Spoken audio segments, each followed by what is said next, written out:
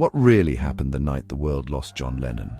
Why would someone murder one of the most influential musicians of all time? And what strange details still haunt this tragic event? December 8th, 1980. It was a cold Monday evening in New York City.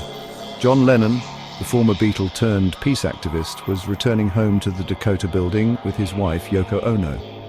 They had spent the day at a recording studio, working on new music, just like any ordinary couple in love with life and creativity.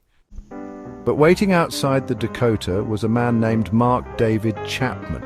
Hours earlier, he had stood there like any other fan, clutching a copy of Double Fantasy, hoping for an autograph. Lennon, ever gracious, had signed it. A photographer even captured the eerie moment, Lennon smiling kindly, unaware that he was signing for his killer. Chapman lingered for hours, reading The Catcher in the Rye, a book he claimed inspired him. In his twisted mind, he believed Lennon was a phony who needed to be silenced. Why? Because Lennon, once a symbol of counterculture and rebellion, now lived a life of luxury and wealth, an unforgivable contradiction to Chapman's fractured sense of purity. At 10:50 p.m., as Lennon and Yoko returned home, they passed the doorman and approached the entrance. From behind the shadows, Chapman stepped forward, pulled out a .38 caliber revolver and fired 5 shots. 4 of them struck Lennon in the back and shoulder. Bleeding profusely, Lennon staggered up a few steps before collapsing. Yoko screamed for help. The doorman called the police while Chapman remained on the scene, calmly reading his book until authorities arrived. When asked if he knew what he had done, he simply said, "Yes, I just shot John Lennon." Lennon was rushed to Roosevelt Hospital, but it was too late. At 11:15 p.m., he was pronounced dead. The world stood still. Fans gathered outside the Dakota in mourning. Radio stations halted regular programming. Vigils were held across the globe. The voice behind Imagine had been silenced, not by fate, but by a man with a disturbed obsession.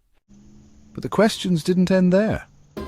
Why did Chapman stay at the scene? Why did he ask for an autograph earlier in the day?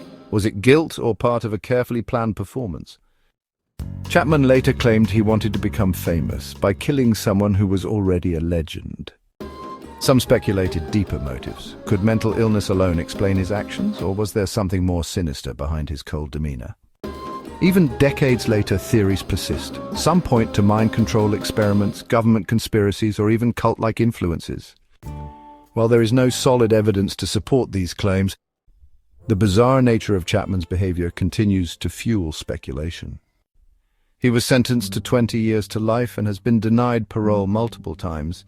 Each time, Yoko Ono has fought to keep him behind bars, not just for justice, but for safety. John Lennon was more than a musician. He was a symbol of peace, rebellion, and imagination. His death wasn't just the loss of an artist, it was the silencing of a voice that dared to challenge the world to be better. So what really happened that night? We may never have all the answers, but one thing is certain: the echoes of those 5 gunshots still ring through history, reminding us of a brutal truth. Sometimes the brightest lights are extinguished not by fate, but by the darkest shadows of humanity. This was Epic Time Journeys. Don't forget to subscribe for more stories that shape the world.